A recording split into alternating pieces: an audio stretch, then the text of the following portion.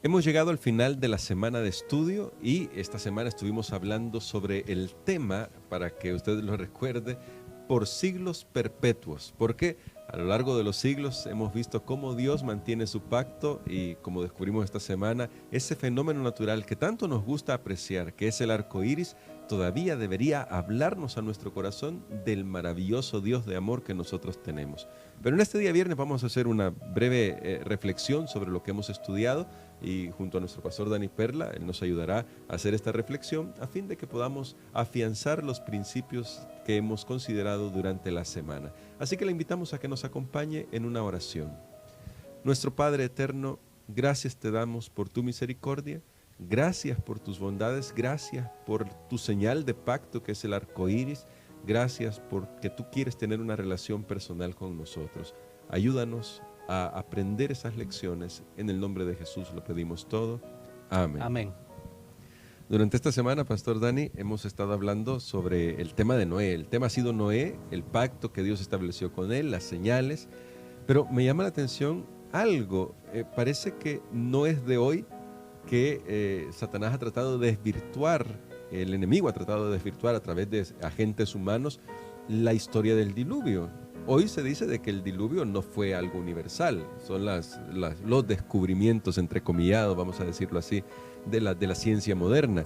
Pero ya desde hace mucho tiempo se trató de hacer eso. Me gusta algo que aparece en el folleto de la lección que dice así: en aquellos días, y estoy leyendo de la épica de Gilgamesh, dice: en aquellos días el mundo bullía, la gente se multiplicaba, el mundo bramaba como un toro salvaje, y el gran Dios se enardeció con el clamor.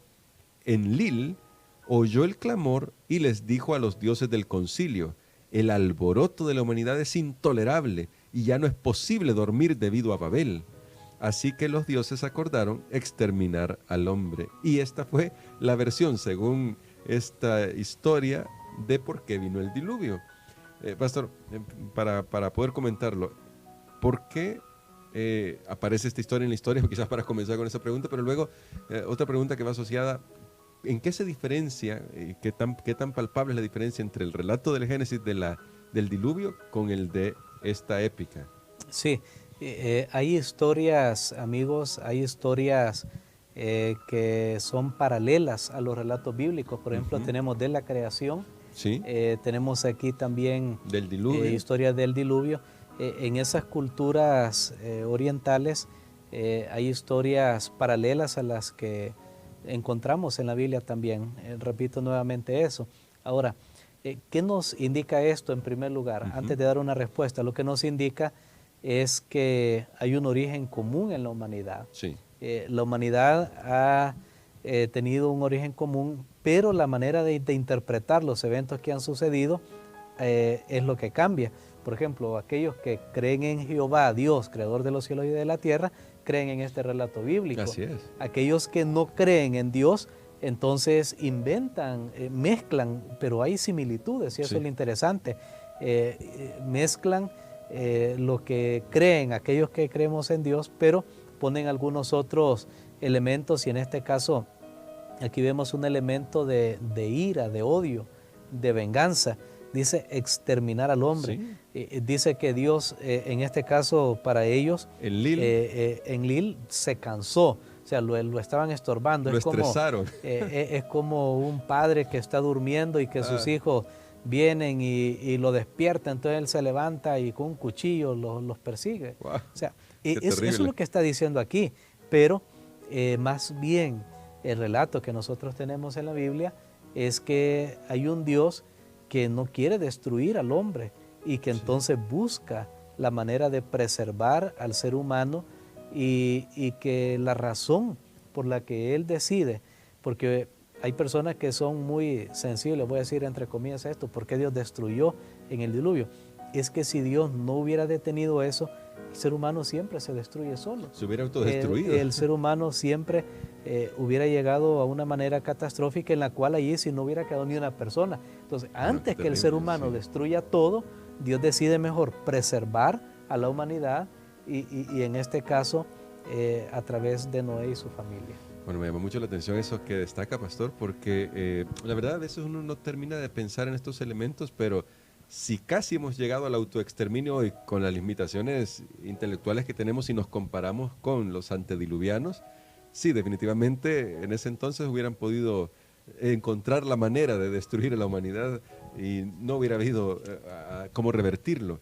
Ahora, pastor, a mí me llama la atención algo que aparece en la historia de la redención, mejor dicho, en el comentario bíblico adventista.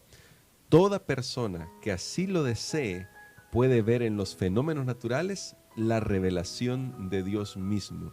Es decir, todavía podemos aprovechar la naturaleza, pastor, para poder contemplar ese Dios de amor, aun cuando otros no lo ven así. Todavía la naturaleza es uno de los libros, se ha llamado que hay libros de la revelación de Dios, y la naturaleza es uno de ellos, aunque imperfecto, porque en la naturaleza vemos ambas cosas, vemos también la depredación. A mí no me gusta, por ejemplo, digamos, estoy viendo, a veces hay algunos videos ahí que vienen de África o de otros lugares, y por ejemplo esos animales de caza van a atrapar a otros animales más indefensos, y es terrible ver eso. Bueno, eso también lo da la naturaleza para reflejar que hay pecado, pero por otro lado hay bondad en la naturaleza, hay muchas cosas bonitas. Cuando uno ve, por ejemplo, un bebé, cómo maravillosamente un niño comienza a sobrevivir en este mundo. Vemos las flores, vemos plantas, vemos animales, vemos diversidad de color. Sí, la naturaleza todavía nos revela de Dios, aunque la naturaleza no nos da el mensaje moral. Claro. Ya para eso necesitamos las otras revelaciones, la revelación como especial, ya la Escritura en la parte especial, y por supuesto en la vida de Jesús. Pero todavía debemos despertar eso, y me llama la atención, me parece bien esa pregunta, porque todavía debemos despertar esa admiración, como lo mencionábamos esta semana, ver el arco iris y sentir gratitud hacia Dios. Ver una planta, salir a su jardín, salga a su jardín, ve esas flores. Y yo veo una flor y recuerdo lo que Jesús dijo de Salomón, dice, ni aún Salomón se pudo vestir como una de ellas. Y vemos todavía bellezas, dejémonos asombrar todavía por la mano de Dios, que a pesar, en nuestro caso ya de 6,000 años de pecado, todavía vemos cierta belleza en la naturaleza. Finalmente, pastor, para hacer como terminar con este resumen de la lección de esta semana, una pregunta muy directa. ¿Cuál es el centro de la historia de Noé? De la historia de Noé en el diluvio. ¿En qué está centrada esa historia? Me parece importante por lo que hemos destacado, usted ya lo ha destacado, cómo Dios inicia los pactos, cómo este pacto en realidad es para beneficiarnos a nosotros. Y me gustaría que usted pudiera profundizar en este punto y dejarlo ahí afianzado en nuestra mente para que lo tengamos presente. Así es, estudiosos de la Biblia que ven todavía mucho más basado en la estructura, bueno, en el texto original, entonces, y la estructura del relato. Por ejemplo, en el relato del diluvio ellos han encontrado que Génesis capítulo 8 y el versículo 1 es el centro de la historia, que dice, entonces se acordó Dios de Noé y de todos los animales. El texto continúa, pero la parte clave es, se acordó Dios de Noé. Wow. Ahora, no era que Dios se había olvidado después de 150 días de lluvia agua, o sobre esta tierra, no. No era que Dios se había olvidado, es que cuando dice se acordó Dios, lo que está diciendo es Dios va a intervenir en una manera especial. Cada vez que la Biblia dice Dios se acuerda, lo que está diciendo es Dios va a obrar en una manera especial. Y esto nos deja ver que el centro de la historia de Noé al final no es Noé, es Dios, al igual que de todas las escrituras, porque por más bueno que Noé fue, justo, perfecto, caminó con Dios, no es el centro de la historia, no es a Noé quien tenemos que admirar, sino es a Dios y su trato con el ser humano. Entonces, por eso es muy válida esta pregunta, porque nos hace ver que Dios y sus acciones es lo que al final libran al ser humano. Porque nuevamente uso aquí un recurso, Elena de White menciona que con todo lo que Noé hizo para preparar el arca, con todo lo que Noé hizo obedeciendo a Dios, aún así el arca por sí misma fue insuficiente para salvarlo. Todavía Dios tuvo que mandar ángeles que dice las escrituras, bueno, y Elena de White, el arca se sacudía de un lado para otro. Si no hubiera sido por esos ángeles, esa arca también se hubiera hundido. Pero el arca demostró la fe que Noé tenía en Dios y se acordó Dios de Noé. Recuerda, Dios te recuerda a ti, Dios te ama, Dios tiene un plan para tu vida. Y aquí yo quiero añadir, para finalizar, hermano Gerson, un elemento más, y es que en el Nuevo Testamento nosotros encontramos que Pedro hace una declaración y que ha sido malinterpretada.